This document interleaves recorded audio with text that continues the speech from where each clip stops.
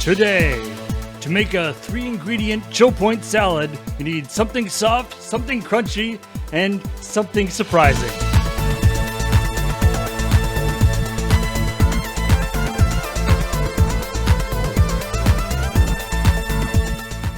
I call dibs on crunchy.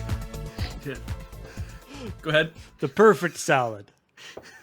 I'm guessing something soft is all of my hair. Oh, don't put that in a salad. Yeah. Yes. Who wants a hair salad? Yeah, you're definitely gonna have to wear a hairnet during the salad preparation process. Yeah. Hey everybody, how's it going? Welcome to ChillPoint for July 2nd, the day after Bidoof Day, Yeah. which we were actually in the like doc. Graham wrote Graham or Beezer wrote the intro with the like. We like to wish you. I wrote the intro. Oh, great! Happy Bidoof Day.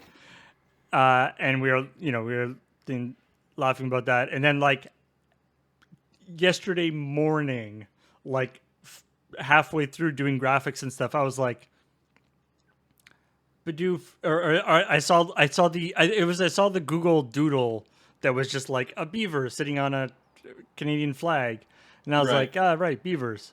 Wait, Bidoof. Right, it's supposed to be a beaver thing, except it doesn't even have the tail. But no, the it's most iconic part. It's more of like a woodchuck or something. Its evolution has more of a beaver tail esque thing to it, but it also makes you like less inclined to want it. Oh, I mean, they should have done like a Ninetales mashup where they just had 9. It's just Bidoof like 9 beaver tails. Had 9 beaver tails. Yeah, that's what I'm just in like a peacock. Just a fan of weird cartilage and meat. Yep. Why am I gonna get grossed out so many times this episode? Anyway, welcome to ChillPoint, the show where we talk about video game news. Specifically, we give you a little bit more background info on the stories we did on this week's CheckPoint, which went up on the YouTubes yesterday. And we also talk about some of the stories that we didn't cover on CheckPoint, either because we didn't think that we couldn't think of anything funny to say about them, or because there were better things. Can I start by at least getting 2 things out of the way? One, I'm incredibly proud of my intro joke about celebrating Ash Wednesday. The kind of thing that when it is 3 a.m. you can just write shit like that. I saw a lot of comments in the YouTube about people being like, "Duh." Yeah. It took me it took me halfway through the first story to be like, "Wait, oh man." Yeah. Yeah. The Discord too. Now, I didn't read any of the comments because I'm starting to learn to know better. You're learning. Yeah. Just stay the F out. Yes, please stay away from them there. I didn't want to be actually'd about my GB operator story, so I'm just not going to read the comments, and therefore nobody actually'd me. But the second thing is, my original take on what to write for Happy Bidoof Day was a lot more vicious. A lot more vicious to Bidoof? No, a lot more vicious to Canada. Yeah, you can't be vicious to Bidoof. Yeah. Just incorporating some of the stuff that we talked about in the outro. Yeah, because I was like, I wrote this thing, and I told Graham when we got into the car, because we were like, we still have to write this outro, and we got to go pick up the mail. Which, did you know that Canada Post is closed on Canada's national holiday when everyone gets, a federal holiday, when everyone gets the day off? Canada Post is closed that day? Because I sure forgot. I mean, it is Bidoof Day. Yeah. How would you really know? And what I had written, because I'd said, Graham, I wrote something that I don't think is usable as an ending, but holy shit, is it vicious? And he's like, well, how vicious is it? And I says, well, go read it. And it was Happy Bidoof Day. We're not really celebrating Canada Day this year. But hey, I mean, do let us know if you do find any mass Pokemon graves beneath clergy-run government schools. And I'm like, I don't know how to make any of that shit funny. And he's like, yeah, I don't think we can make any of that shit funny. And I'm like, yeah. I mean, the entire situation is just really awful. Yeah, I feel like that might be getting a little bit too close to the Yeah. And Little. then plus it's like, is it also trivializing the entire event by saying mass Pokemon graves? I'm like, yeah, I think it is. I don't know what we. And he's like, well, let's obfuscate it a bit because everyone should know what we're talking about. And I'm like, okay. And then he wrote a thing. And I'm like, oh, that's way better. Let's do that for the show. and it's I'll just also talk about it on ChillPoint. That's what I'll do. and to be honest, even if you aren't aware of the recent Ongoing atrocity. the recent tragedy, yeah, or the recent, I guess it's not even a tragedy that happened recent, the recent reveal of the horrible thing that happened, horrible things that happened. Even if you aren't aware of that, I think as many people in the comments who are not Canadian are just like, or people are just like, yes, that is also true about the First Nations people of our country, or Yeah. Yes. the equivalent of the indigenous peoples of our country. That's pretty much a universal thing in the kind of former, well, certainly the former British Empire stuff.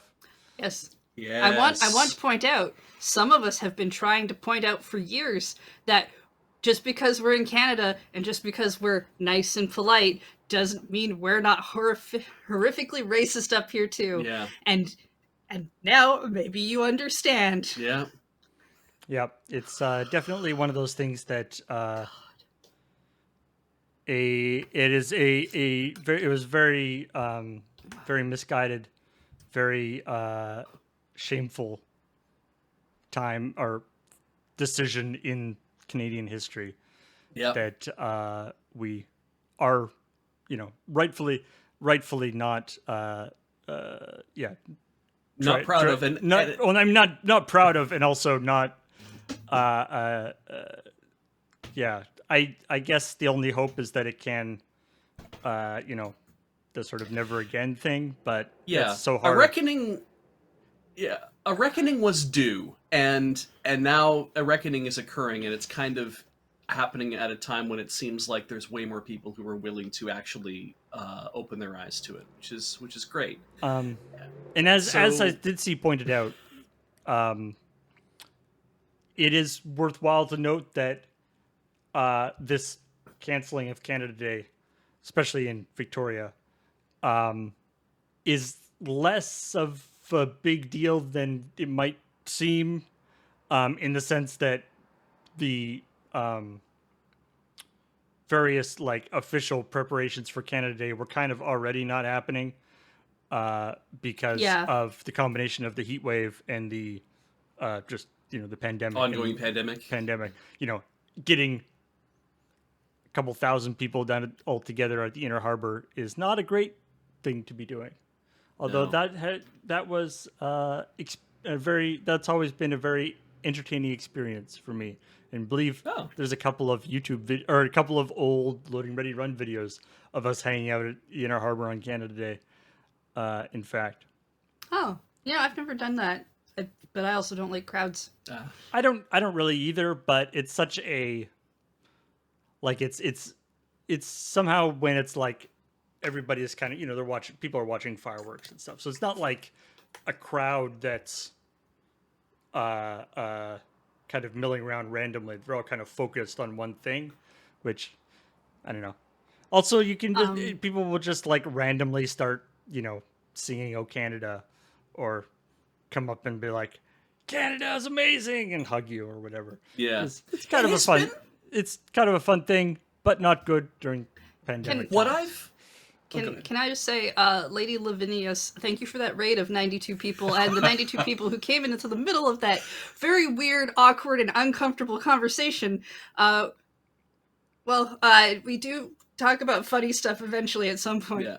I promise. Guitar Cat asks, "Is this is there an analog for celebration scale in USA holidays is as big as U.S. Independence Day?" And the thing is Canada Day is the only federal holiday that everybody in Canada can agree upon to celebrate at the same time. It's the only like it's where it's not like Christmas or Easter or any of those other kind of things. It's the only one where everyone's like, we all agree it's like this is the day of Confederation. It's the day of the birth of the country essentially. This is a day that we all get off. This is a day that we all like get to go celebrate. It's never a sense of we observe it. Like it's always like there's fireworks. Sorry, I mean it's never a sense that we observe it on a different day. Like sometimes things get moved around. It's like, we're gonna have Canada Day observed is on June 30th, but Canada Day proper is whatever. It's like no. It's like everyone does this, and all the provinces, even Quebec, like who are like have their like they're even like but Canada Day, like it's another excuse to celebrate stuff, and there's lots of people in Quebec who like being in as part of Canada, not all of them, obviously, but Canada Day is our equivalent of the 4th of July. Yeah, being that we're Canadian, I guess. I mean, the celebrations can get pretty wild. There's fireworks and riots. Like I said, I don't know about riots. Really. Oh well, when I was in Edmonton, Paul, we yes. had one year when I was in Victoria, Edmonton University. There was a riot about in downtown like on White Avenue. Hockey team won or lost. No, it's but that same or the next year when Edmonton lost the Stanley Cup, we had a similar riot on White Ave, and it was like, wow, it's hard to tell apart when this shit happens. They also did have a riot when they won. Like it doesn't really. It's matter. The People are weird. Dumbest fucking thing. But because what that was is a lot of 20-year-old dumbass energy gathering in places where there's a lot of bars and a lot of drinking, needing to manifest itself in a way so that they felt important. And Canada Day has never really been about that kind of thing. It's been like you say, it's been a lot of like, we're Canadian, we kind of low key it a little bit. I love that you keep referring to Canada Day as this holiday that everyone gets off, and just like, wow, office jobs must have been nice. Yeah. So, actually, okay. Here's. So this is kind of sad, but this is say actually about Canada Day. One of my favorite memories of our good friend Bill Watt, who passed away a few years ago, is that we were down at the Inner Harbor Canada Day, all of the group of Loading Ready Run crew. And for those of you who don't know, Bill is a very large guy. He's about 6 foot 7. 6 almost I think 7. I thought he was actually, I think he was like 6'10" or something. Anyway. Oh, okay. Yeah. I think he used to say he was 6'9", but I think he was actually a little bigger than that, but it was funnier to say he was 6'9". And we were down at the Inner Harbor, and people are celebrating and cheering and stuff. And these two guys get into a fight, or sort of are in the process of getting into a fight. They're fronting on each other. A sort of hole starts opening up in the crowd, and they're yelling at each other and stuff. And Bill walks in between these two guys and just starts singing "O Canada." And kind of pushes, and it's just impossible to keep a head of steam to be like fighting somebody when a 6'10" guy is standing between you and the guy you're trying to fight, singing "O Canada." That's remarkable. He completely diffused the situation. It was amazing. Oh, that's so cool. Yeah. I've never heard that story before. Thank you, Paul. Yeah, it's one of my favorite memories of course. It was always great to go into situations like like Canada Day or whatever, big crowded things, because you could always, everybody meet at Find Bill. Yeah. Yeah. No. Yeah. It's one of the reasons I'm glad the Beach wears his con outfit. He's really easy to find Right. at conventions. Look for the cat in the hat. Yeah, the hat makes him like slightly taller, and be a beacon. To be fair, though, at Canada Day, look for the giant Canadian flag hat might not actually be useful. No, it's a little less useful on Canada Day, and he does sometimes still wear that outfit on Canada Day, or at least has when we've done the picnics and stuff in the past. until there is a Beach cosplayer, Sandy is overrated points out, I'd like to call your attention to Threege. Someone will share those images with you. Yep, there is Let's definitely actually- beach cosplay. Let's talk about the gaming news. Let's talk about gaming news. Yeah. We derailed a lot today. Speaking of going off the rails, Breath of the Wild secret chests. Which it's kind of funny because this story is essentially the exact same story as we did like 2 months ago or whatever, right? Except that this happens to be the last chest. So like a few months ago or 6 weeks ago or something, we did a story about that people had found this chest or had been able to grab this chest that had previously eluded them by doing all sorts of ridiculousness. And then that's essentially what this story is as well, except apparently this is the last chest. And again, the idea of these chests have been just like left in the game accidentally for whatever reason makes sense. But the fact that they show up on your chest finder thing, like, that's such a dick move. I don't know. I can't get in terms of like, if you don't want people to try to be like messing with your game and clipping through walls and doing all sorts of stuff, don't do that. That's fair. Like, deactivate them as being on that sensor. And it's weird too, right? Because my first thought is that surely there must be even more chests that you can't find. Except when you hear about how chests occur in the game in the first place, they have to spawn when they're within sight of you. It's the Black Swan thing, right? Or you can't prove that there are no other chests unless you look at the source code, right? The lack of you finding other chests does not itself prove that there are no other chests. Yeah, except that no other chests will spawn unless you're near them, and once you're near them, that's when the sensor goes off because they've spawned. And so therefore you can't get close enough to any, because chests chests don't actually exist in Breath of the Wild until you're close enough to find them. That's a very Zen thing. You know, what is the sound of one hand clapping? It's Yeah, you know, if you never go treasure hunting, you'll never find the chests, but they're not there. No. If you've never gone treasure hunting, you've 100%ed it. Yeah. Done, completed. Check that off your list. I was just thinking about after the last episode of CheckPoint, I've been playing Metroid Zero Mission because I was like, I actually do want to play a Metroid game again, and I hadn't played that one before. And I was just thinking that because there are some ridiculous, not even sequence breaks, but just in order to get this secret, you have to do this ridiculous combination of things. But I'm just imagining that the equivalent of that in Metroid would be putting a speed break block halfway up a wall that doesn't go anywhere, right? Yeah. But just putting it there so that people are like, there's gotta be something there. Yeah. I think there's something like that in Super Metroid where there's a couple blocks that they point out in a map in a guide or something. It's like, there are these blocks, you can uncover these blocks here. They don't lead anywhere. They're just there. And they're impossible to block, get to or whatever. It's just kind of but we know they're there because you can scan for them, but they don't do anything. Don't worry about it. So don't worry about it. Move on.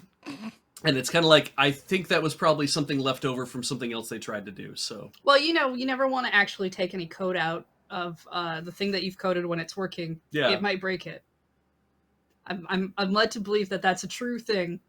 Yeah, magic and more magic. And that's why we get such really weird things in games. But in this game, this is the last impossible chest that needed to be found and opened.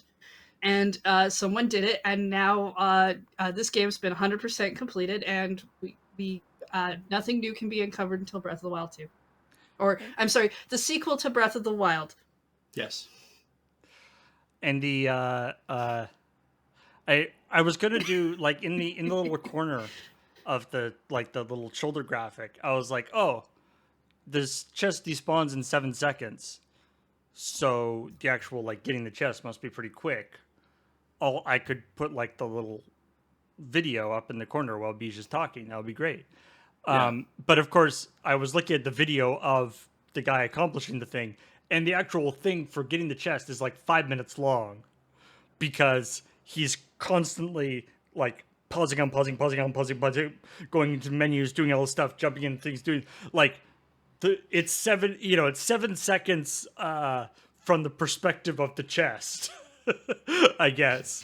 But from an outside observer, in the frame of reference of an outside observer, it is actually quite a long process, Yeah, I find this stuff amazing because it's just like this is not anything I will ever do. The hardest thing I ever had to do in Breath of the Wild was try to stay on top of a frozen block to get a thing while Joy-Con drift wanted to push my character slightly walking forward. Oh no.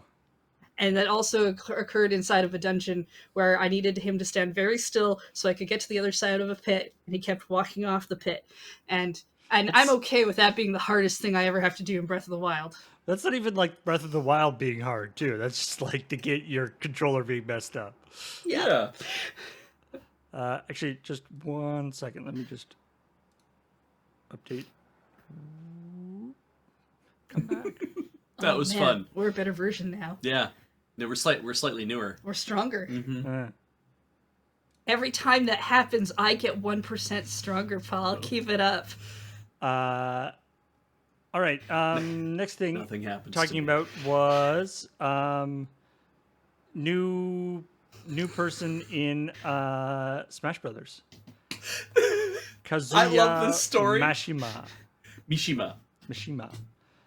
yeah. From Tekken, from the Tekken series. And what I love about this is the first sentence, I'm sorry, the first clause of the first sentence is the entire story.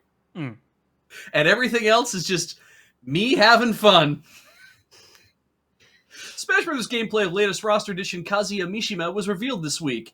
Done! That's the story. There's no more new news. But I will tell you, we spent much time on the Tekken wiki looking up the weirdest things we could find about what he actually fights. So, I wrote like when I put this story in the doc, like when I sort of tagged this story as one that might be kind of interesting. Usually when I tag a story, I have a reason for tagging it, right? It'll be like why I think it's funny. Sometimes, Beej or Graham or Kathleen will be writing the story, and often they don't go with what my particular take on it. But I try to, I'll have like some particular thing. So for this one, I had this idea that it's like somebody coming, like a fighter coming from like Street Fighter or Tekken or one of these sort of more regular fighting games.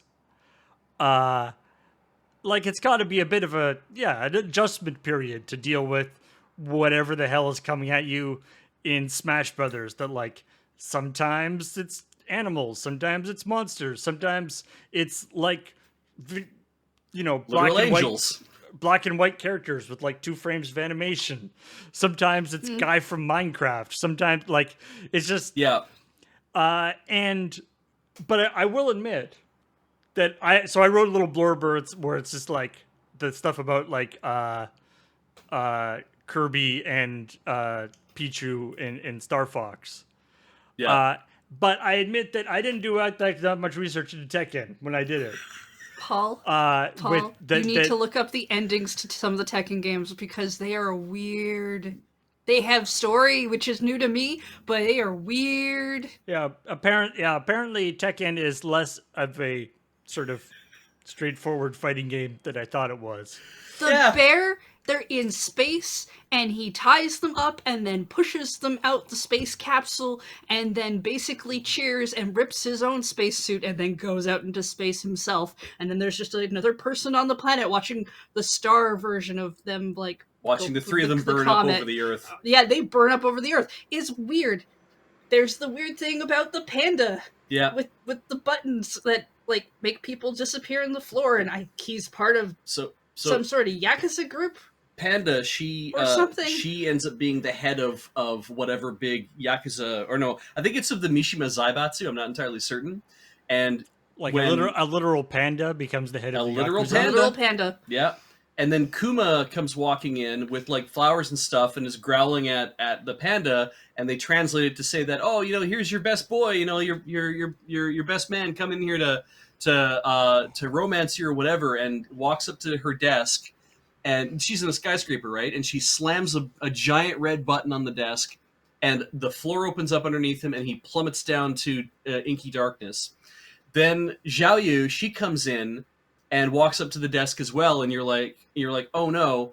And she's like, oh, what's this button do? And she slams a play button. There's a giant blue play button on the desk, and the floor opens up underneath the panda, who's sitting behind the desk, right? The one in charge. A floor opens up under her, and she plummets down to inky blackness. This is when the Two panda buttons. wins. Yes. Yeah. There's 2 buttons on the desk, one for in front of the desk and one for behind the desk. And it's just like, what?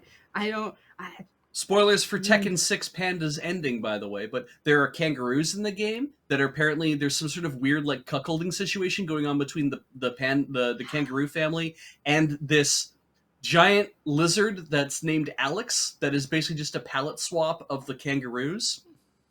Yeah, it's real weird. Yeah. Tekken is really one of the newest, weirdest things I've seen. They have lots of awesome. lots of comedy play characters it, in the but game, so yeah. Anyway. Yeah. Well, yes. I will admit it is probably weird to get swallowed up by Kirby and see like your likeness taken still. I feel like that still is weirder than a bunch of stuff that is going to happen to you that you're not going to expect. But yeah. What is the experience of somebody who is swallowed and then because like in the actual Kirby games, when Kirby swallows somebody, he just like straight up eats them. They don't come back out. But in Smash, he spits them out again, right? So is it like, Kirby has like stolen some of your essence? Like it's gotta, I mean, it's, yeah, because it's like you get the feeling of a grown man getting sucked off his feet, just like I've felt blown by the wind before, so I have to imagine that it's that same feeling, but like a little bit in reverse, and just kind of being like whisked away incredibly fast into a much smaller hole that you should not be able to fit into, because Kirby doesn't like open his mouth larger. The model just kind of gets sucked in. Now I kind of want Kirby, like if Kirby sucks up a like Bowser or a regular like a human sized person or different things that Kirby like stretches to, right, to like accommodate their size. But he doesn't, which means that there's like it's like a singularity inside his body. Everything kind of sure. But I feel like Kirby sees the world a lot differently than we do, and then he needs to touch the rest of it with his tongue in order to like fully complete that picture that we can normally see with just our eyes. Mm-hmm. It's got to be. It's preferable to having that happen, I think, than Yoshi eating you and getting shit Yoshi's out of his hand. definitely going to shit you out. Yeah. In Smash, and then you got to get out of the egg. Yeah. And that's got to be weird. That's got to be even weirder. That's basically reliving a birth after being pooped out. Like I say, I was playing Metroid Zero Mission. What Kirby and Yoshi are doing are basically turning the person into a morph ball, eating that.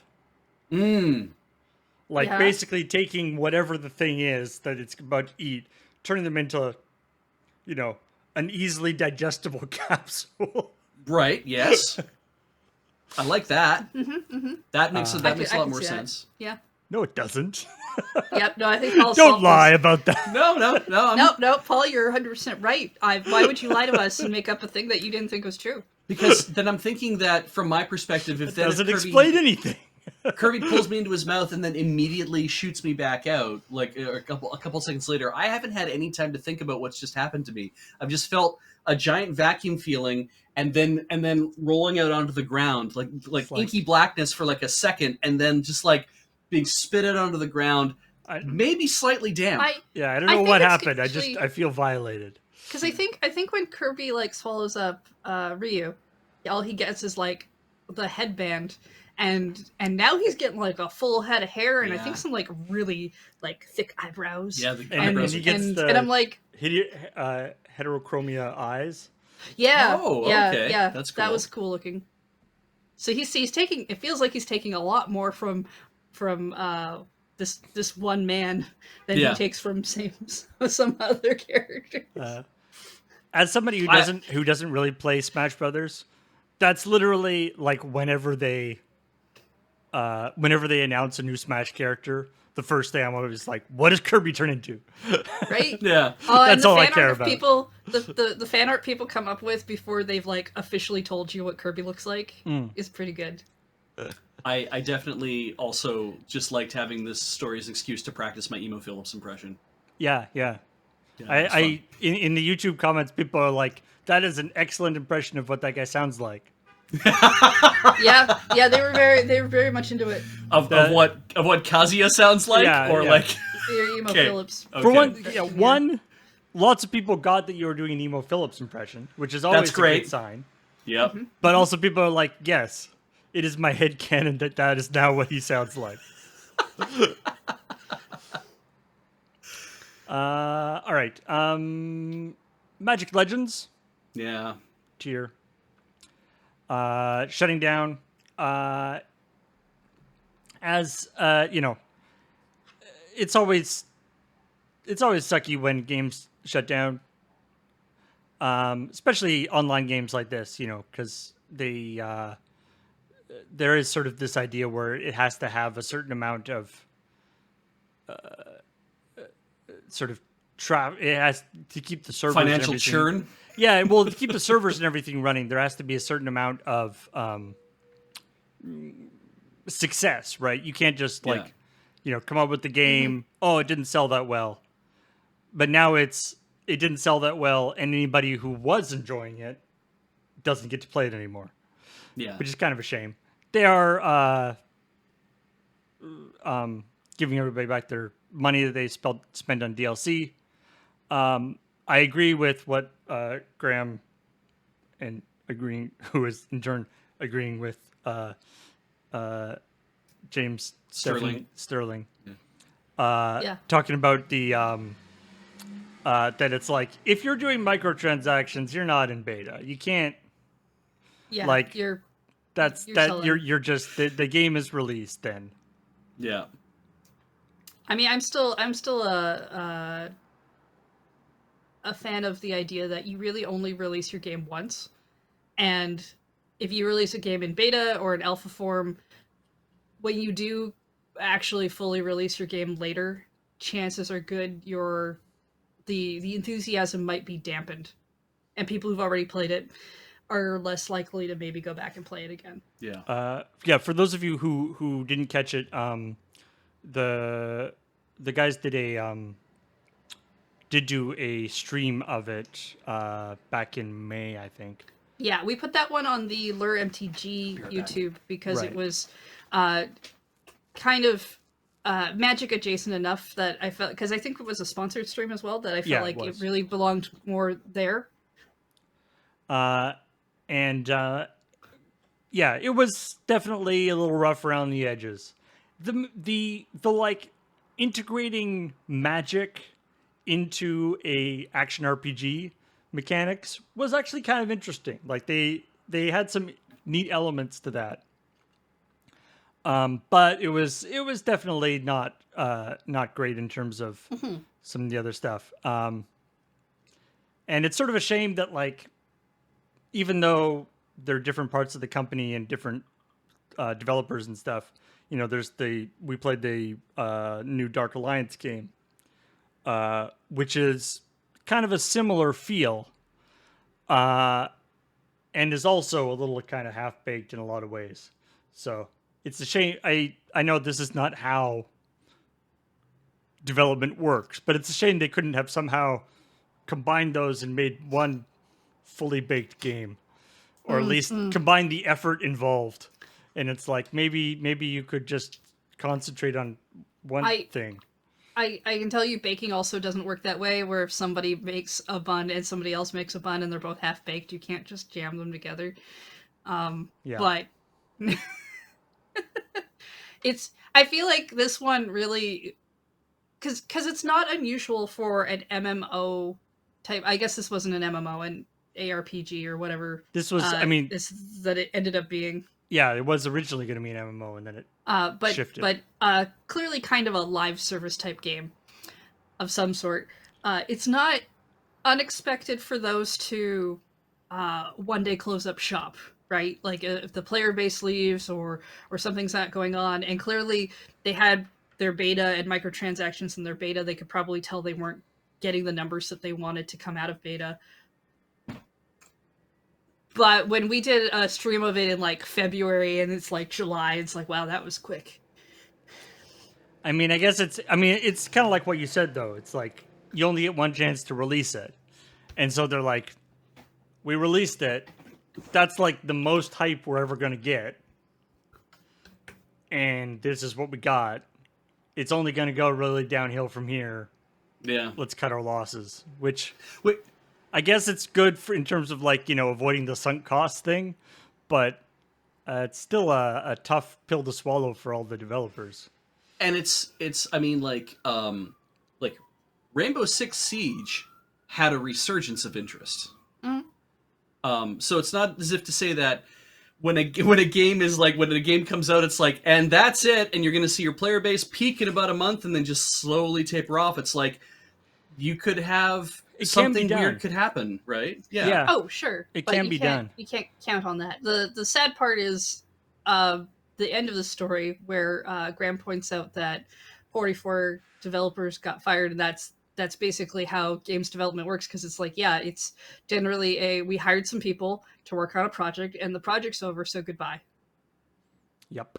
That's how a lot of places work. We'll be revisiting that idea a little bit later when we talk about when we talk about F-Zero. But Oh god. we'll get back to that point in a minute. So Game Boy Thingamadoodle. GB this was operator. so cool. Super cool. Although I was gonna say super cool, does it actually have that much use in this day and age? I don't know, but there were at least 2 YouTube comments of people being like, "I literally just put an order in because of you." Yeah. Yeah. They found out about it and then they bought it, which So- is cool. Like, it looks like a cool thing. It wasn't this story wasn't really meant to be like a ringing endorsement of it. No, but it definitely was like I saw it and I was struggling to come up with a story. This was when I was looking at stuff, I was like, how do I actually talk about this? Because what it felt like to me, and what I think it probably felt like to you, Paul, was, because I'm making an assumption here and tell me if I'm right, this thing exists with a lot of contradictions. Because it's like, hey, are you sick of pirating ROMs and breaking the law in order to play games? Why not buy the actual game and then emulate that game? You don't have the hardware anymore. Maybe you don't, or maybe you'll never be able to find the hardware. Why not have a thing you can plug in that lets you play the game that you already own? It's that thing where there's the, shall we say, convenient fairy tale. Yes. That is told. It's like, it's totally fine, at least from a moral, if not from a legal perspective, at least from a moral perspective, emulating a game that you own, if you've got like the cartridge for the game sitting on my shelf, but you just don't have the tech to like, rip the cartridge. Yeah. So you download a ROM and play it. At least legally, it's probably still bad, but at least ethically, it feels like it's like, okay, I have the game. I'm just playing it in this different format. It's totally fine, right? Yeah. And so and often that's like the level where the people talk about emulation, right? Where it's the like, you know, and a lot of emulator uh things where they like, you know, are providing emulators, downloading stuff. You know, there'll be things being like, you know, make sure you actually have the game before you Hmm. download the thing, all this stuff. And everyone's like, yes, yes, I definitely have the games. All the Yeah. games that I'm downloading, I definitely have the I bought version. one at one time bought that game. Yeah. Yeah. Um, eh, so it feels like this thing is for that. It's like I have bought all these games and now I want to play them, and it's like I I feel like there aren't actually that many people who are in that situation, Yeah. but And, that I have mean, like a bunch of games that they want to play, but they want to play them on their TV or on their computer as opposed to on the actual console that they bought it for. except the analog pocket, or not the not analog. Yeah, no, yeah, the that's analog analog. pocket Yeah. sold out pretty well, and that's basically like, while it's a handheld thing, it also has an HDMI Right. Yeah. dock things for you to play it on your TV and other stuff as well. And really, like, I saw this pop up last week. It just hadn't, like, nobody had written articles about it yet. And the first thing I thought was, oh, people who want to stream Yeah. or who want to do a backup of their Pokemon games because of the battery data, but also more of people who want to play their old copy of Pokemon, but they want to save their save data and start a fresh file because you can't Right. have more than one copy of that save file on that game. And apparently, this thing is thing that I didn't mention about what it can do is it's like it downloads data like from your Game Boy camera. That's really cool. You can get all your kilopixel pictures off your Game Boy camera.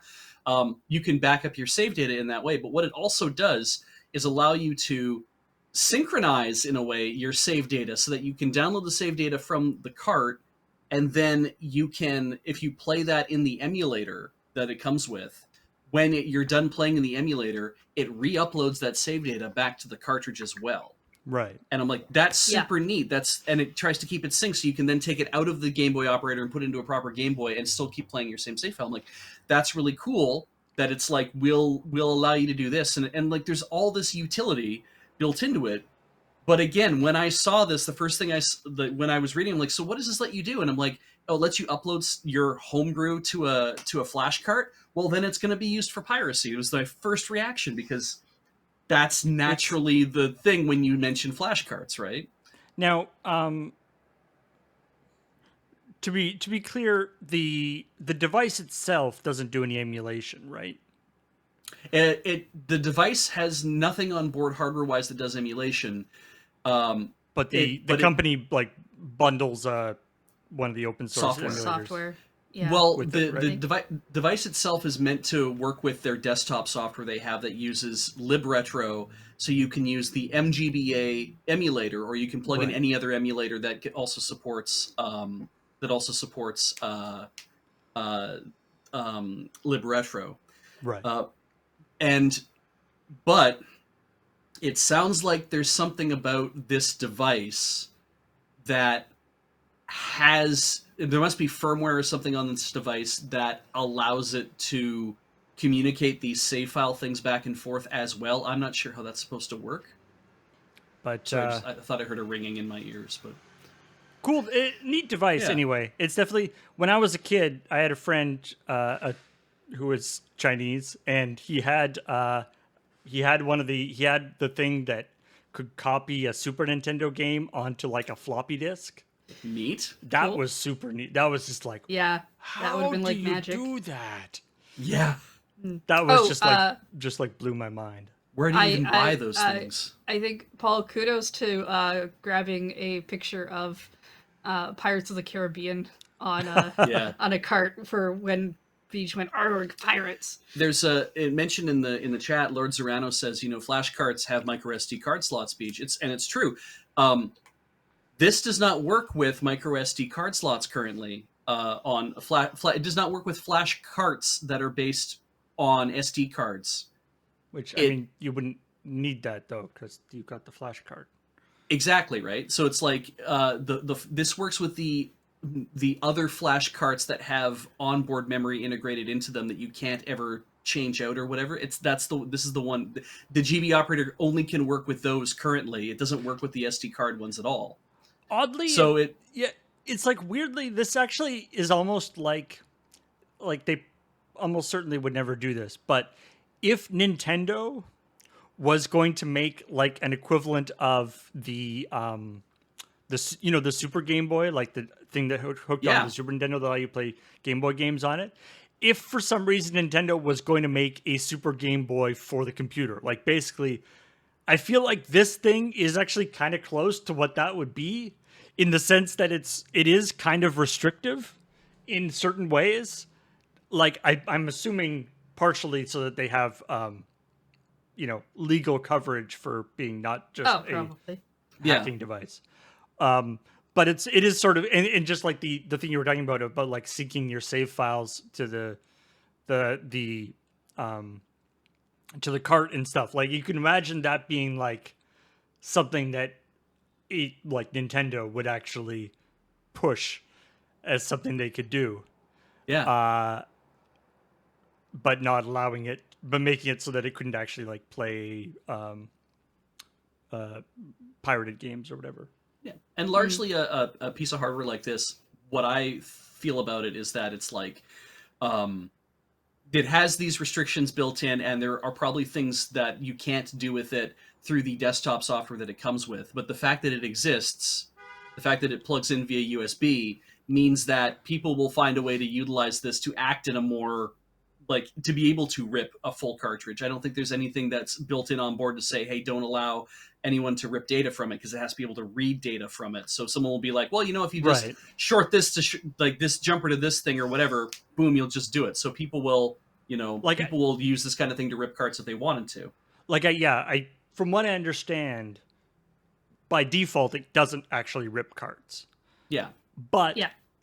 if it is fundamentally it's transferring the ROM from the cart to your computer in order to play it. So Yeah. Yeah, I feel like presumably you could presumably probably do one that. could snag it at some point in the thing.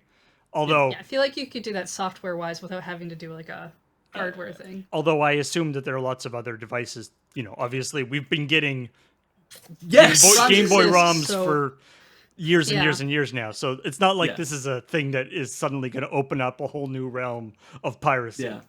And that's why I wanted to address that, because I was like, I'm being stupid by thinking this is a device of piracy, because pirates, like, I wouldn't pay $50 for this just to try to use it as a piracy thing, because what would be the friggin' point? Like, it's like there are so many easier ways, cheaper ways, free ways to do it, that why would I spend money on it for that reason? I would buy this because it's a really cool piece of hardware that lets me do exactly what it says in the tin, if that's the thing that I want to do with all this kind of stuff. I actually thought this might be a thing where a secondhand store might consider getting as a way to check the legitimacy of Of a cart? older carts, because Because they're that so apparently old now that yeah, they're is, really hard to tell. Yeah, that's the other thing you can do is it'll let you know if by some strange circumstance you happen to have a bootleg cart. Which, by the way, I don't know if I've mentioned this in the thing, but I was actually reading this thing about bootleg Nintendo carts a while ago, and one of the weird little copy protection things that the original Game Boy had that I find hilarious is that the original Game Boy, every game, the Nintendo logo comes up in the Yeah. middle. And what happened actually was the Nintendo logo, the cartridge boots, the Nintendo logo comes up, and then a different part of the Game Boy then reads the Nintendo logo off the screen and ensures that it is indeed the Nintendo logo, those exact pixels, and then continues the thing. And the reason for that was that Nintendo had this idea that by doing that, that meant that in order to make a bootleg Nintendo cartridge that actually worked on a Game Boy, you would have to include the real Nintendo logo in the code of that bootleg cartridge, and then Yeah. they could hit you for trademark infringement. Yeah. I don't know if they ever actually used that or whether the people who are making bootleg cartridges would care, but that was like the theory that they had, which is kind of a It's fun idea. a problem with my original Game Boy on a road trip. This was the friggin' worst. Where I was trying to play it, and what would come up was a completely black bar. It would just go. It would just come up from the bottom, get to the middle, and be just a black, like a black sensor bar, essentially, with like the R logo, the registered trademark logo next to it. And this is on games I'd already been playing that had the normal Nintendo logo come up, ones I'd bought in store, and So this then they black stopped bar working? would come up, and it wouldn't work, and I'm like, I don't know what's going on, and I always thought that because the Nintendo thing comes up every single time, I thought that was just baked into the Game Boy, that if you just turn the Game Boy on, it would just do that naturally, but you could never Well, power it's on the a Game Boy had without... has it in it to compare it against. Yeah, right. thing, right? What's actually happening, and so it's just like when that black bar came up from the bottom, it's like, what is going on with my Game Boy? And so since we were traveling, it's like the only thing we could think to do, because my dad's like, maybe the contacts are dirty or something, you have to clean it. So we went and bought a Game Boy cleaning kit, and we tried cleaning everything, cleaning cartridges and cleaning the internal contacts as best we could without taking the whole thing apart, and nothing worked. And so I was without my Game Boy for that entire road trip. Eventually we sent it in and got it So repaired. probably the ROM on the Game Boy had gotten messed up or something. Probably, yeah. Like, I mean, it was a very hot day in that car, so it could be that it just cooked it or something, but it's real weird. There was a comment I saw in chat that said that there are no new games for these systems, and therefore we have all the ROMs. So this article came out yesterday at 11 a.m. on Nintendo Life, called "Take a Look at Planet Hop, a charming new Game Boy title." Yeah. Bam. There are people, and I see Limited Run does this occasionally as well, where games that they still put games on carts, those things still happen. They're not exciting, they're not overly interesting to most people, and they're not going to be like, oh, Nintendo made a new Game Boy game, but new stuff happens. Yeah. I've been to PAX and people are making NES games that are like, yeah, you can buy this NES game, it works in your NES. It's like, okay, that's an official NES game, I guess, so whatever. Speaking of people making new things that are like old things, Goodness. Intellivision Amico. There's don't want to get into it too goodness. much. Tire fire. That it's in, like, you know, as I think Graham did sort of talked about it during the outro part. This idea of like, you know, it's hard to watch something fail in slow motion. You don't want to be like super jaded, but it's like, this is not gonna work. Mm-hmm. Like, there's no way that this can actually sustain anything approaching what it needs to in order to be successful. I saw one of the in the comments on one of the articles, I saw somebody saying, so it's basically an Ouya with Wii U controllers that look like Zunes.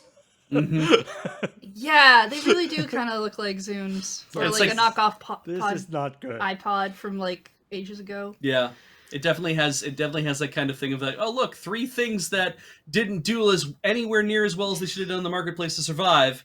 What if they all coalesce? And it's like, The thing that I was kind of stoked about is that the little, I feel like the little controllers are closer to like Dreamcast, whatever you call them, the little info things on the Dreamcast. Oh yeah, the I little want to say video. BDUs, PDUs.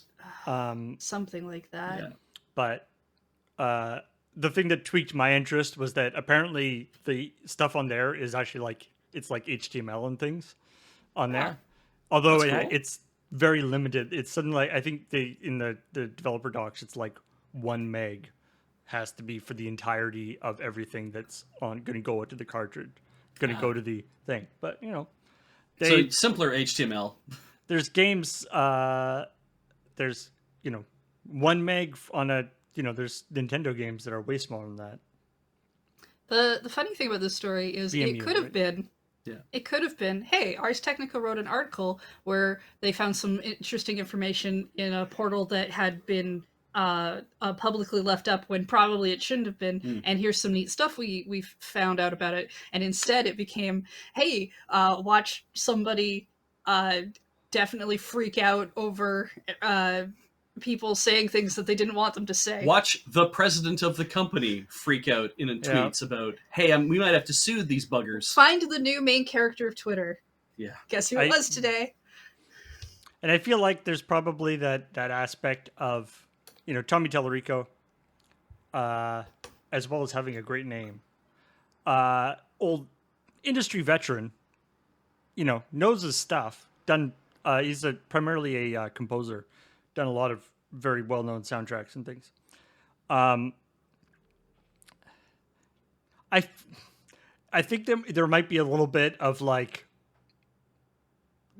defensiveness because what they're saying is true kind of thing.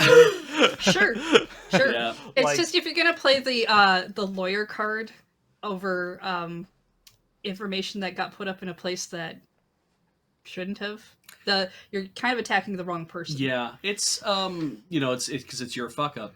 I guess largely. So if you didn't watch CheckPoint, the issue here is that the Intellivision brand is back with their new Amico console, and the larger problem is that what Ars Technica reported on was a lot of information about here are the 10 commandments of making games for the Intellivision, which when you break them down, like we did in CheckPoint, you start to realize that I think you put it best, Paul. You're like, these are the complaints of an industry veteran who is mad at all sorts of things that are modern about video games and wants those things to go away. Or it's just like, if you could make your own video game system and set the rules for all the games that were on it, what would you make the rules be, right?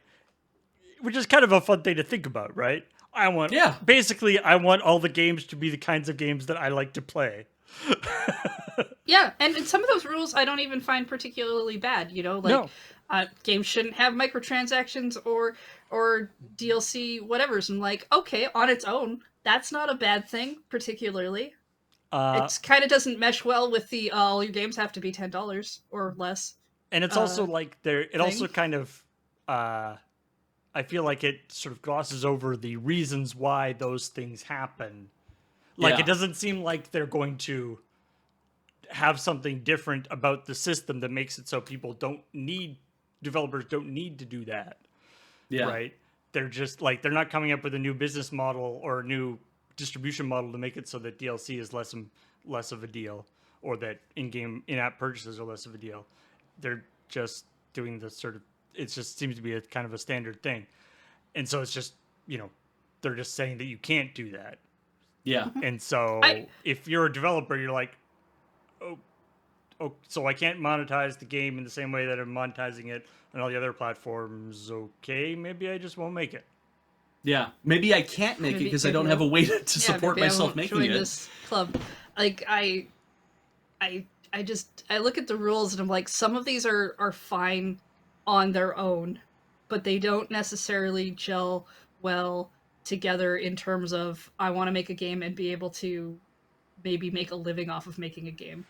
It's an odd market demographic that they're going for. Like it almost seems like they're going for, they like want to be a thing that gets pulled out on like board game night for the whole family kind of thing. Yeah. Like but it's something as opposed to like the kids being like, Mom and Dad, I really want to get this thing. Buy me all the games. It's like the parents bought the thing because they think it'll be good for the family. Because they remember having it in television when they were a child. Or just that like the games seem like the kinds of games that we could all play. It'll be nice. Yeah. Which I feel like is kind of the less of a market than he thinks that it is. Yeah. I would love to see an explanation one day of what the 7 out of 10 quality scale is, because I don't, again, like that could be a really cool thing, because the whole point of like the Nintendo seal of approval was to be like, we know our games will work and they're not, and that's like to counteract Yeah. how junky games were coming out. You can play the Right. game and you can Right. play it all the way to the end. And to be like, oh hey, did you know that we have a quality scale where people have to hit like at least 7, and that means that maybe sometimes this thing happens or it's a little glitchy here and there, but your game is at least this standard. And if it's higher, like if you had if you had a game, if you had that on a system and you're like, hey, our game that we made hits 10 out of 10 on this quality scale, that's like means a very specific thing, and that it's really good, at least in terms of like how it plays and stuff. That could be cool. That could be neat. And I'm like, I it could be. I'm putting a lot of potential onto this thing that probably is just a made up thing that got said. And and what's weird too is it's like the idea of you can only charge maximum $10 per game. Anybody who plays games will be like, well, that's amazing that you say you can do that. But then also that, oh, they have to be exclusive to the platform. It's like, oh, that means I have to either make a game from scratch or have to make fundamental changes to a game that I already have made so it becomes an exclusive on the platform. And even then it's like, what you're trying to do is, there's that concept of system sellers where it's like, I buy a Nintendo console because I know there are things that I'm buying my Nintendo console for, and it's like, Sure. so you need to have that kind of game that pushes people to buy that Amico. I'm like, I don't know, man. Unless you're bankrolling those games yourself, I don't think you're going to get people, because that's what Nintendo had to do, right? They had to bankroll their own games in order to actually have stuff from the platform. The example that we pull up of like a note that they used is they talk about Angry Birds, right? Yeah. So I feel like if they're thinking, if I look at the mobile device, there's a bunch of games on there that are decent, that are of this quality level that a lot of people can play. And I'm like, yes, but most people don't want to play smartphone games on their television, home console. Like they don't. That's it's not generally designed to be on a thing like that, and it's interesting that that's like the scale that they're going for, though, right? Like they're explicitly not doing. They're essentially saying like AAA titles need not apply.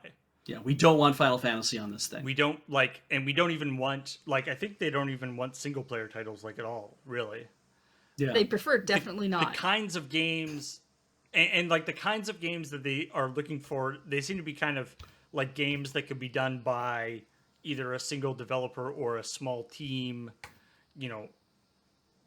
So by putting $10, like the $10 ceiling, obviously has problems, but it does kind of, it's sort of, in some ways it's kind of a self-limiting thing, right? Like it's like, oh, okay, that's the kinds of games that are going to be made for this, games that are worth $10.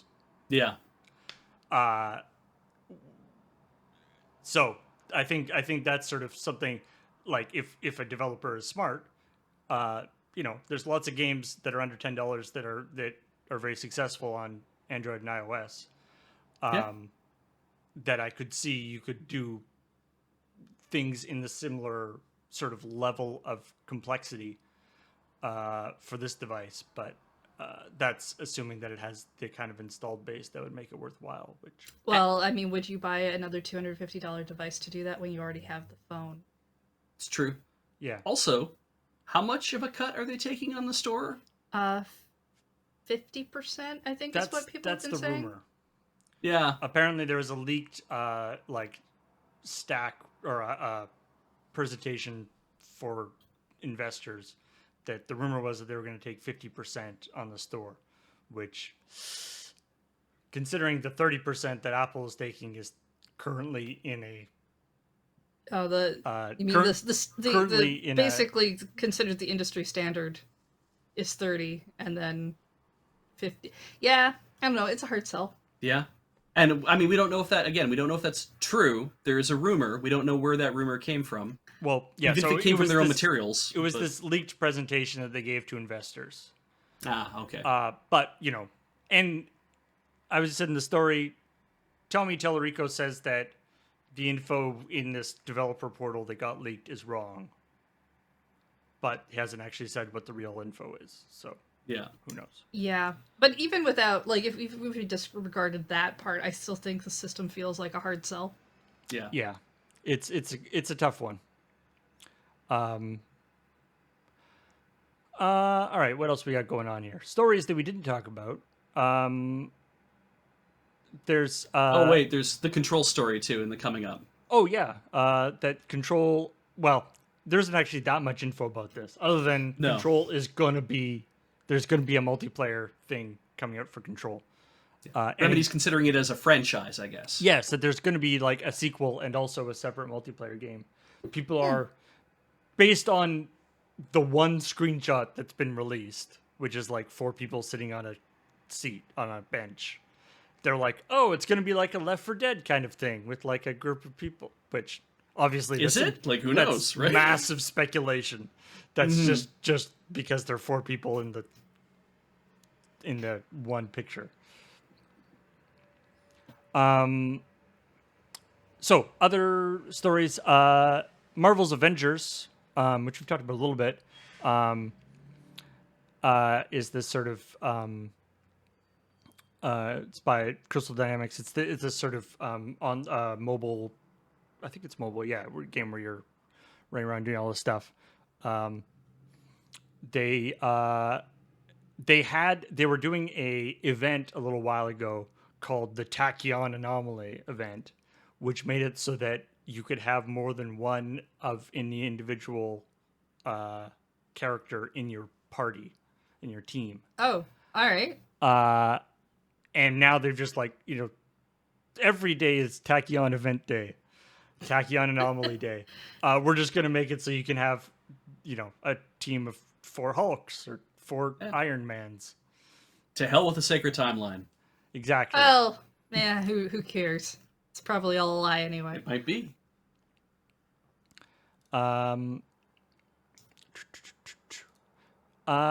So you may have seen this thing. This sad story that River, the dog that Dog Meat was based on from the Fallout 4 games, passed away. But what's really neat about there's this story I was talking about how much impact River had on the production of the game.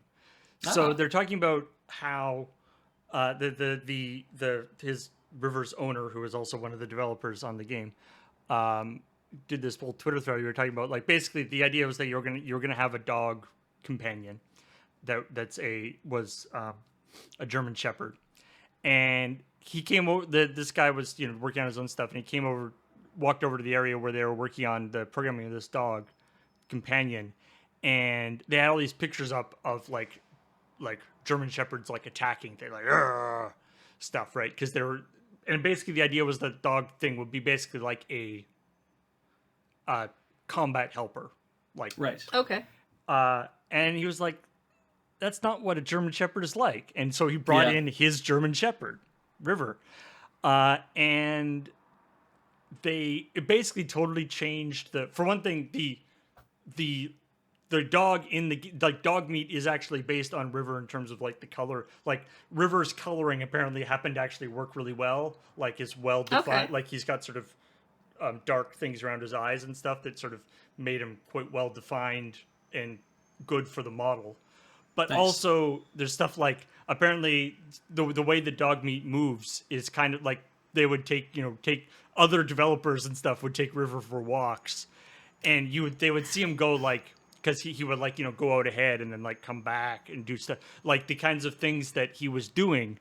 They actually then programmed into Dog Meat apparently, and the other thing apparently was that River was really big on going and like getting things for you, or like being like, I got this for you, and like come back and like 50% of the time it was not something you wanted, or 90% of the time it was not something you wanted, but it would go and bring stuff to you. And so that helping. aspect of Dog Meat's thing where he goes and like brings you power-ups and things That's was cute.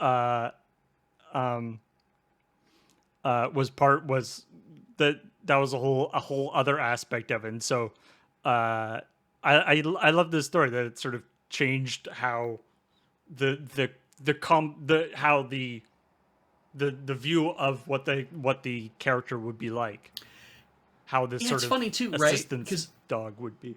Because when you have a combat companion, like if you didn't raise that dog, even that virtual dog, you just kind of find that dog, and so the player finds a dog and then has this dog, and the dog's thing is, I'm a combat companion. My job is to be aggressive and mean and do all these kind of things.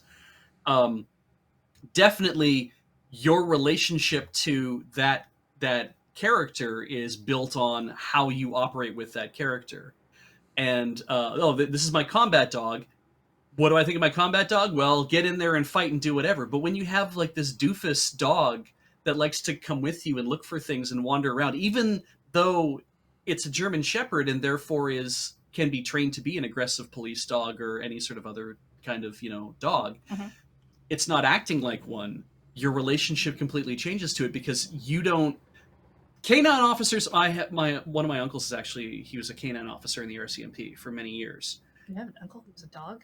No, he trained canine dogs, and okay. he was a canine officer, and so It's less interesting all of a sudden. he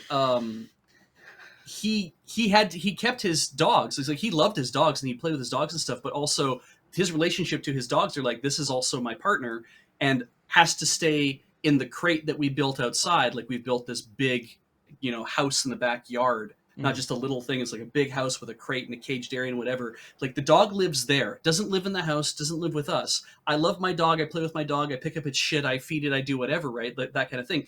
But our relationship is, you don't live in the house. You don't live with the family. The family loves you too, but also understands that they're not supposed to really interact with you that much. Yeah, the sort of working dog thing is a different relationship. Yeah. Yeah, and it's like, and in this case, it's like you found a assistance dogs dog. are sort of the same too. Yeah. Yeah, you found this dog, and it's like, this dog is your companion. It's not a working dog. It's different. Yeah, I like this thing though of the different devs took River for a walk, and she would go pick up things and all this stuff, because it suits that mentality of like what you want to have game developers doing, which is studying movements and making sure that they actually can happen in a real way, or like animators to actually study horses, because sometimes when you watch animated animals and you can tell this person's never seen an animal move or really thought about it before, and it's like moving really awkwardly. We have ample evidence that drawing horses is hard. Okay. Yeah. Yeah, but just that kind of thing. Like the other dog that I know video game wise is Shutakamiya. Shu Takumi from the Ace Attorney series. Yeah. Has a dog that he often puts in some of his games, and it's like, if you're ever having a bad day, just looking up his dog, because there's pictures all over the internet of him with his little dog and doing stuff, and it's like, yeah. I'm all in favor of devs having dogs and putting them in their games. Yeah. Nintendogs for Switch when? I am surprised that has not actually happened yet. That's weird to me. Anyway. All right. Just a couple more stories here. We got there's an update that went out for the PS5 that allows it. This is sort of interesting. So it allows it to play in 40 frames per second mode. Yeah.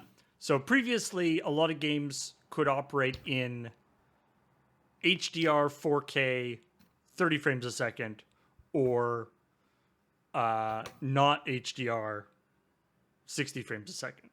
Yeah. And normally you don't want to do something like, not do a divisible. So the idea is that, if you're running at 60 frames or 60 hertz on your TV, you want to have a equal to, a multiple of that. Otherwise, Yeah. you get weird like partial frames and things. But so the interesting thing is here, they made this update, so now it can operate in 40 frames a second mode if it is on a 120 hertz monitor or TV, because of course that's a new thing, or relatively new thing now, is that we've got higher frame rate monitors and televisions now, and so obviously a 120 hertz screen works great at 60 frames a second as well, Because it divides cleanly. or 30. 12 Because is it nice. divides cleanly. 12 is nice that way, but it can also operate at 40, so it just gets a little bit get a little bit smoother, but sort of still being able to do the higher quality effects. So But the idea being that if it at 40 frames a second, it's on your television, it can display the same frame for 3 exact frames.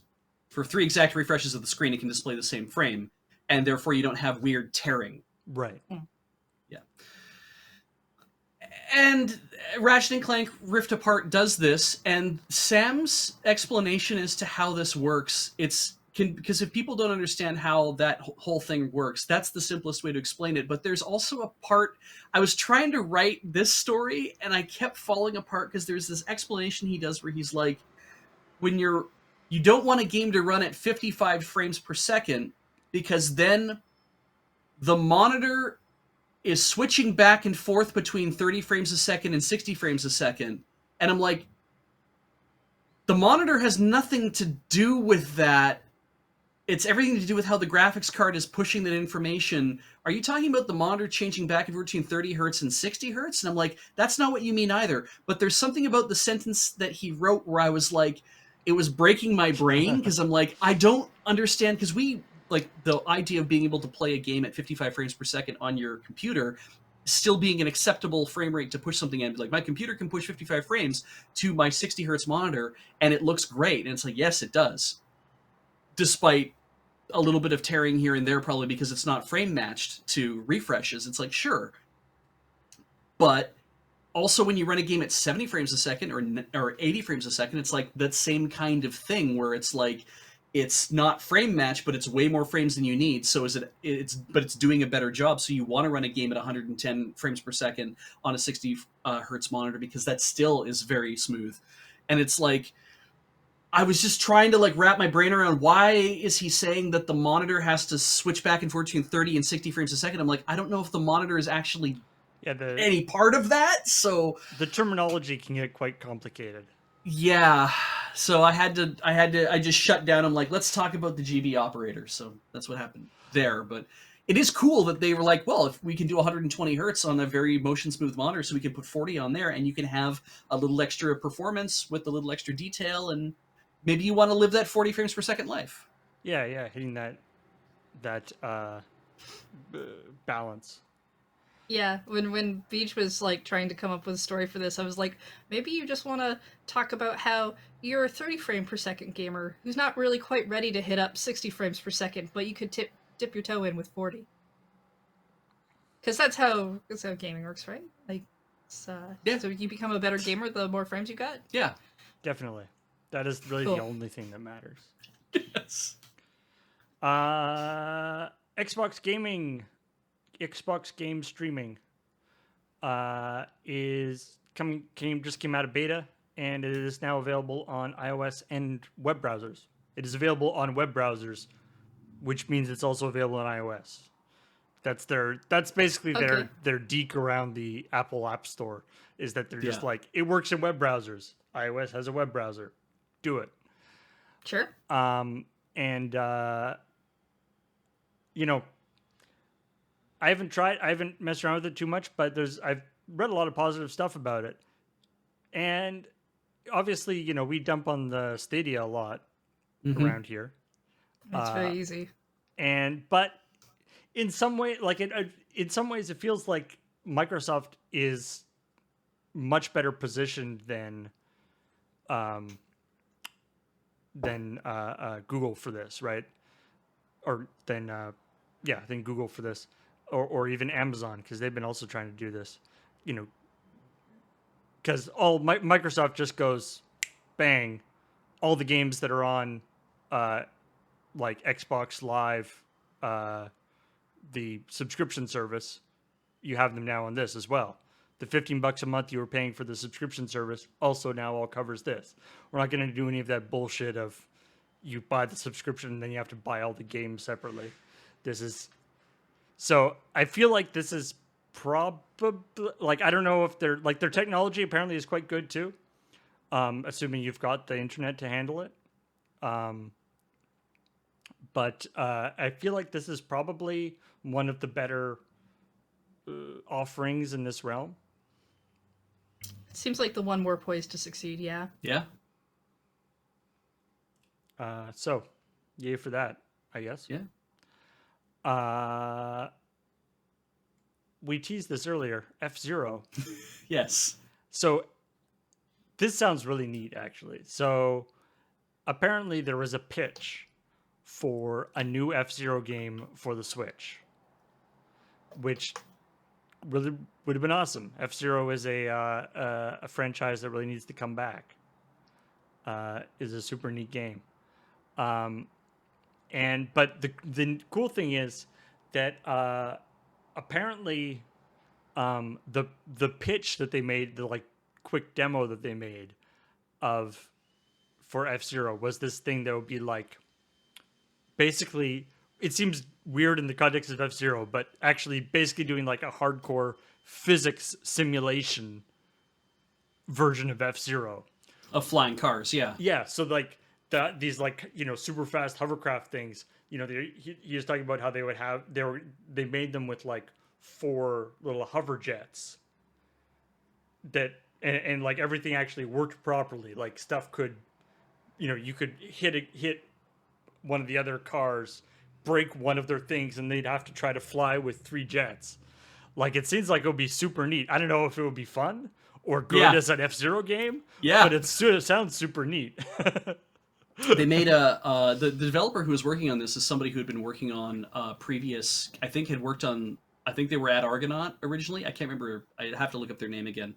But they had worked on like Star Fox and other things. And but it's he was talking about how they built a whole sandbox. Their little team built this whole sandbox of a 3D racing environment where they're like, what if we could do this kind of thing? And they modeled all this stuff, and they're like, this is just really fun. We just had it in the office to be like, we can just play with this. And I'm like, what developers and programmers find fun is generally because it's proof of concept versus what gamers might find fun because it's an actual physical operating game. And those and both this idea it can work, there is True. overlap. But there's this the title, the headline frustrated me because I'm like, we could have had this, but Nintendo turned it down. I'm like, Nintendo probably turned it down for a very good reason because they're like, this is a neat idea. Yes, not something that we're interested in developing because that's not how we see F-Zero for whatever reason. Or maybe they just don't want to make it more F-Zero now or ever. But there's this. But the thing that I thought was very interesting is he talked about the pitching process, because he also talked about making a new Star Fox game and how he's like, I think they overcomplicated the last Star Fox. If you give it to me, I would just make it easy. I would simply make the Star Fox simpler. Like, it was kind of like, oh, I see how this is. Like, it's I have many opinions. Why not make a good Star Fox game? Right? That was his thing. Yeah. It's like, I would just make it good. Like, I don't know why they're making it the way they're making it. I would just make it good. And I'm like, uh-huh. The thing is, because, like, we get these articles all the time whenever something leaks or years down the road where a dev is like, oh, I can talk about thing again. But the truth is, if we knew about every single project that got turned down or canceled that we had never been privy to because that's stuff that they haven't done PR for yet because it didn't get canceled, we'd all be very frustrated about everything in the world. Yeah. But and so the thing about this F-Zero thing, his take on this is like, when we would go to, like, Nintendo would say, hey, you guys have something to pitch? And be like, yeah, we have something to pitch. And they pitch the F-Zero game. And it's like, oh, it seems interesting, but I mean, you don't have enough people. It's like, well, if you give us the money to make the game, then we will hire more people to do it. And they're like, sure, but you can't make the game because you don't have enough people in the first place. You need to have more people, and then we would approve this game for you to make it. It's like, yeah, but if you gave us the money so we could start making the game, then we could hire more people. It's like, sure, but because you don't have enough people, we don't think you're going to be able to make that game. That went on. Apparently, that's his recollection of how this whole thing worked. And I'm like, that seems like you're being just given the runaround at that point, or that they're really heavily hinting to you that it's like, look, just hire a few more people. We can give you the thing. You can do it.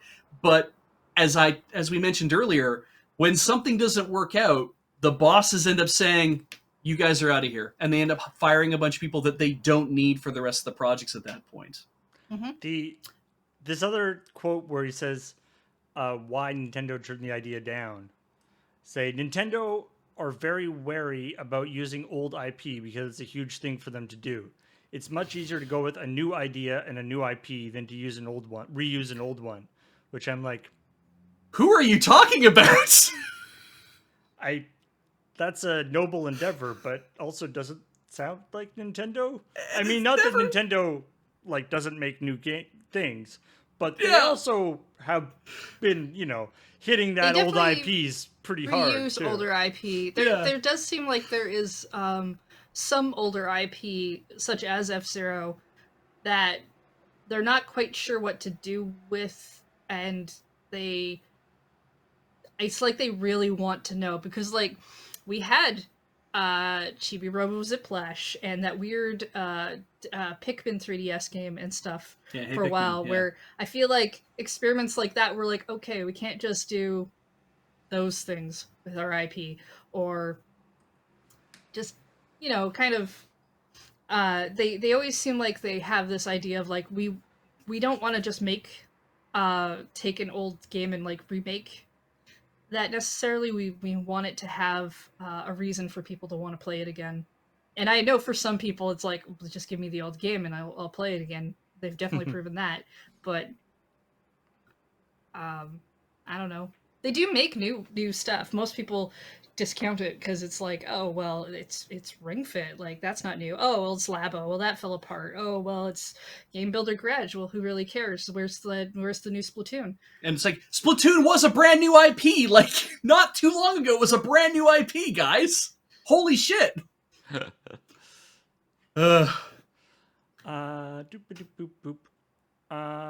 Earthbound videos. So Earthbound gameplay videos have suddenly are suddenly getting mass flagged on YouTube, not because of Nintendo, but because of Sony, because the soundtrack for Earthbound back in the day came out on a label that Sony now, I don't know if it was actually Sony or a label that Sony now owns.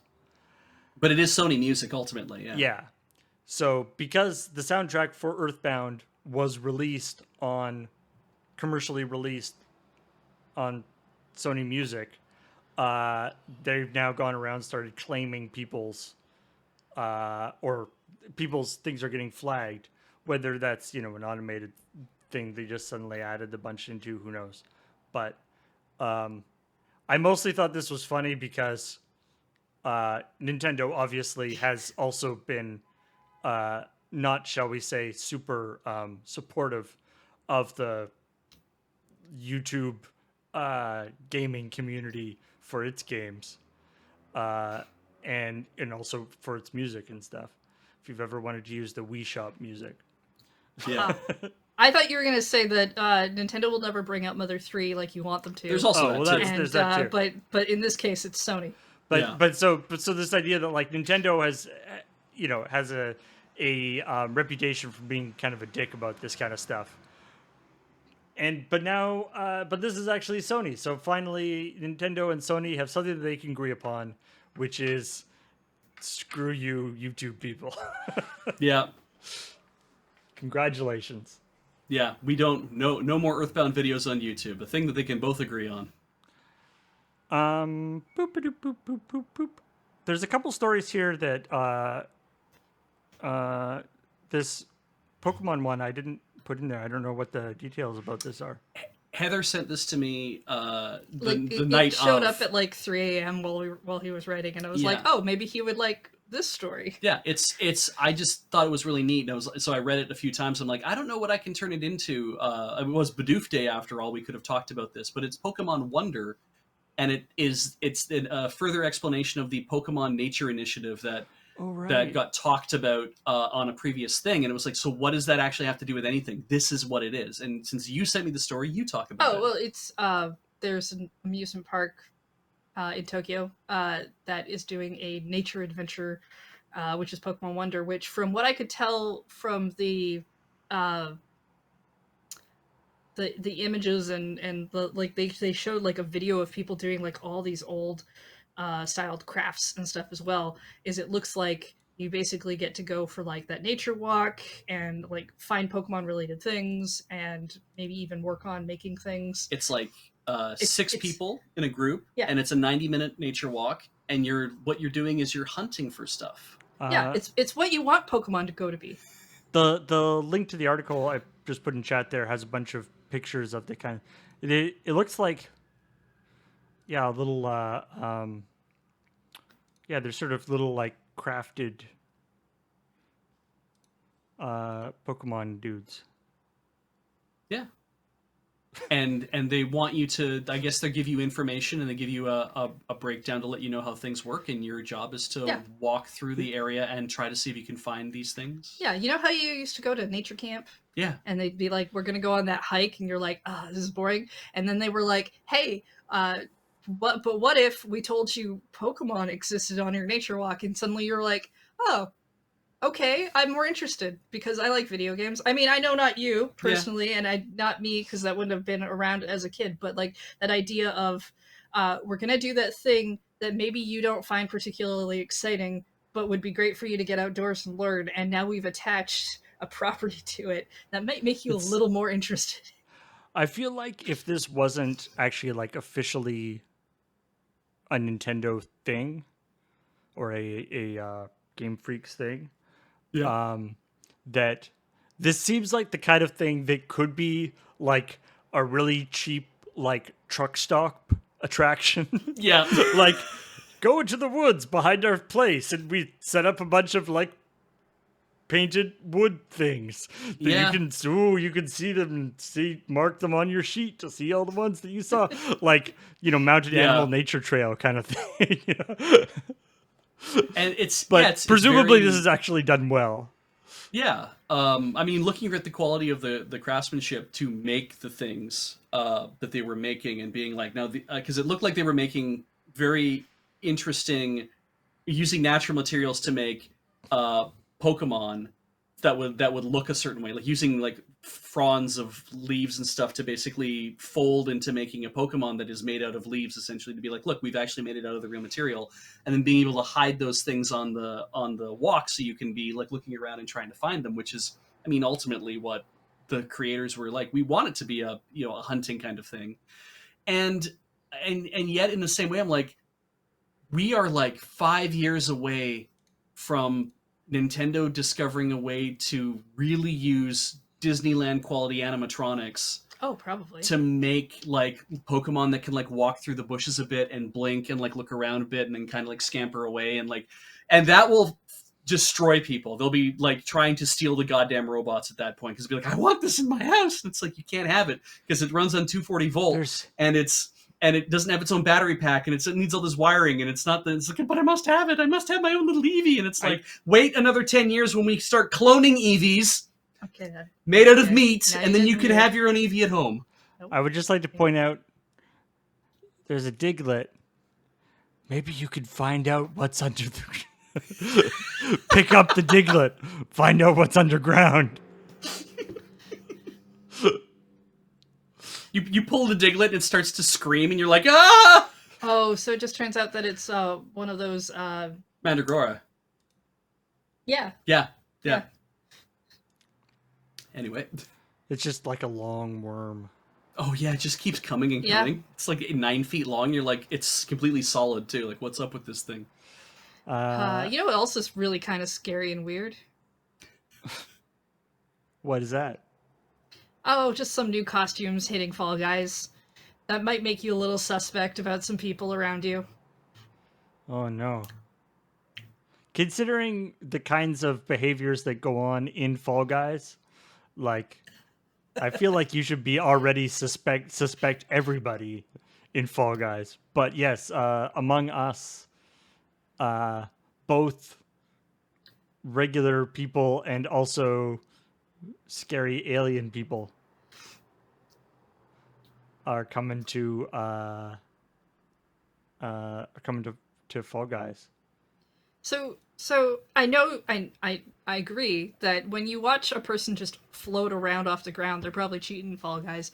But there were some very nice videos also of people clearly trying to help someone new try to figure out how to get over a hurdle, and then like when they do it they clap their hands, and I'm just like, I can't imagine anyone in an Among Us costume in Fall Guys being helpful or wanting to That's be just near so they them. can lure you closer. They go, "Yay! Push."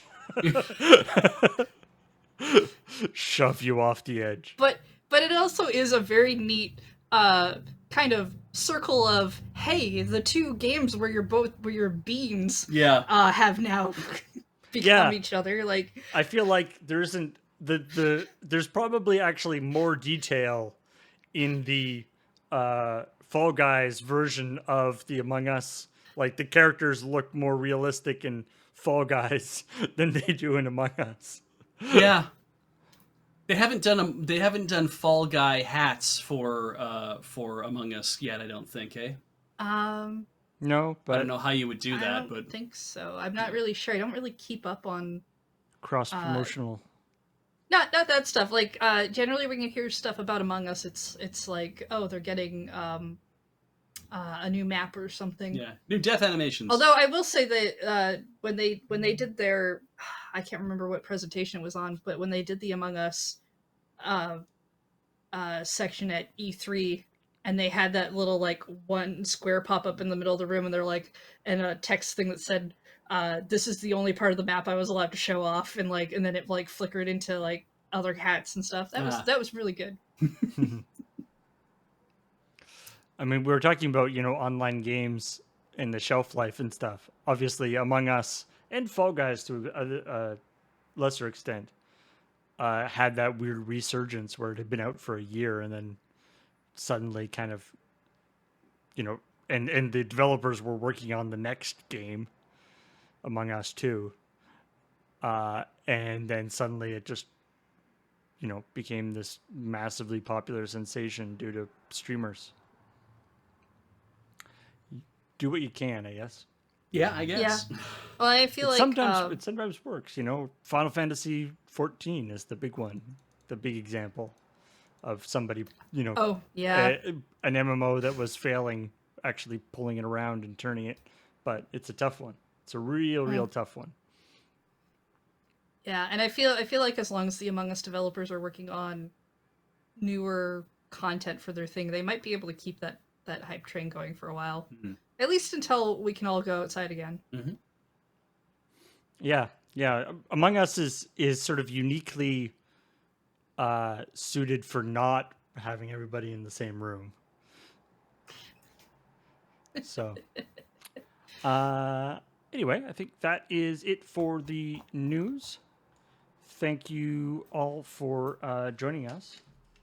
Coming up, we've got Friday Night Paper Fight, where this week folks are doing a mystery arena popper. They're going to be playing arena with popper decks that they have not seen. All the decks were made.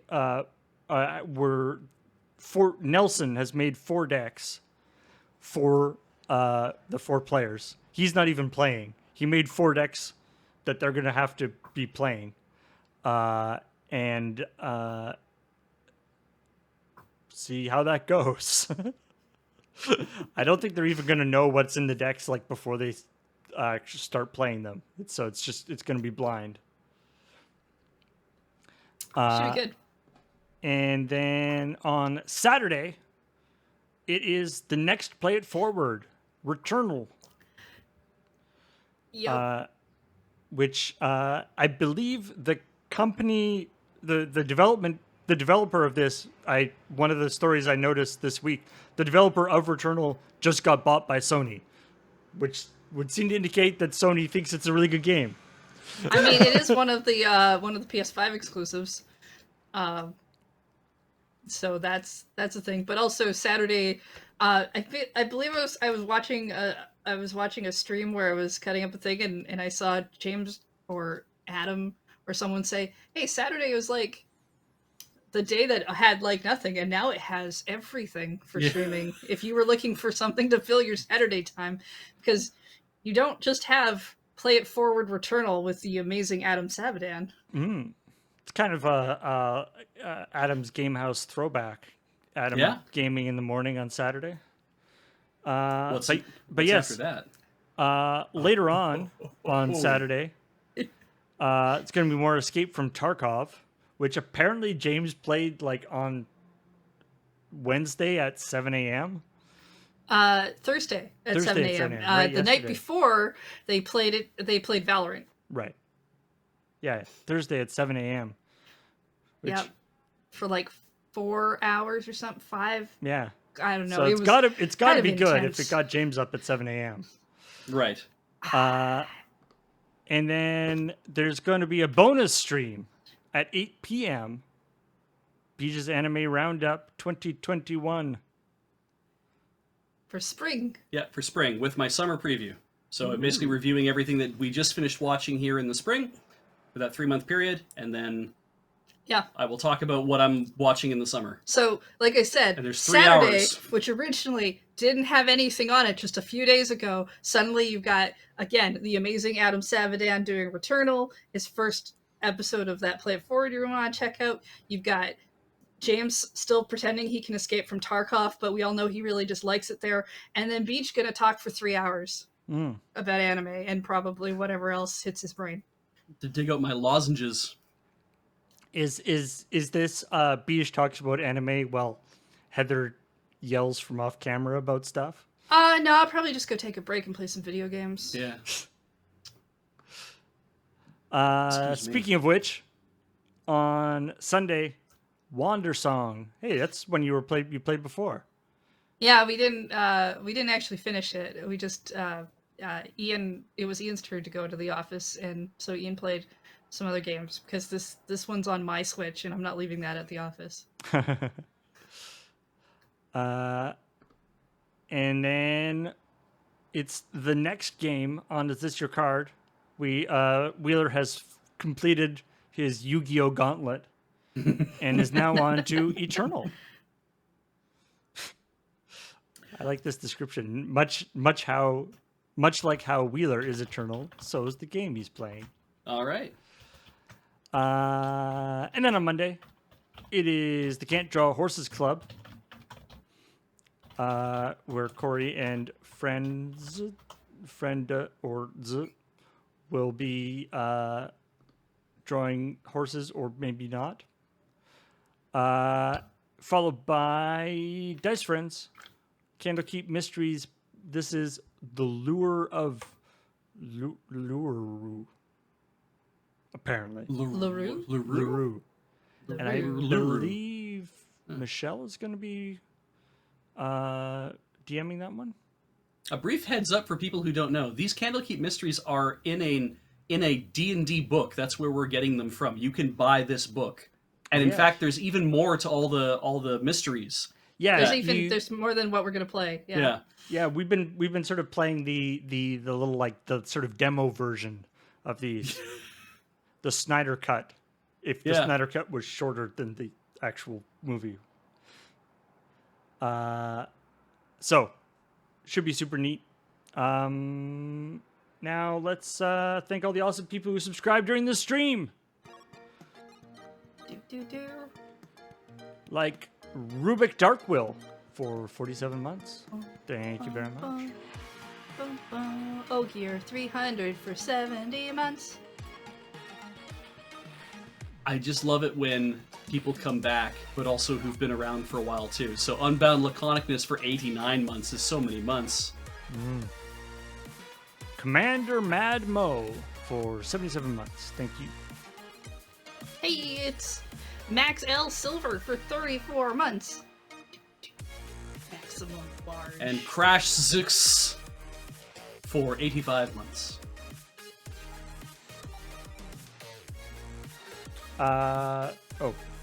Doodles the Great. 8 p.m. on Saturday for the anime roundup. Yeah, you always find all that information on loadingreadyrun.com/live. Yeah, this is the most. This is the most time Beach has Ever given anybody. given notice that he's doing one, Yep. as opposed to an hour beforehand sometimes. Yeah, where I'm So- just like, I feel like talking now. Stealth anime. Yeah, it's pretty good. Or you're just talking about anime and Heather is like, why don't you do this on camera rather than to me?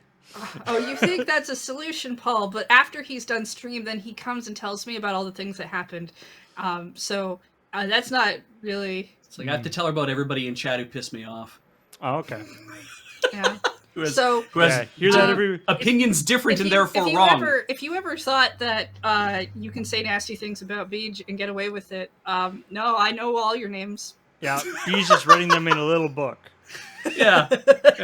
And I hate writing things down, so try not to piss me off this week. All right. Thanks everybody for watching. We will see all y'all later. Bye. Bye.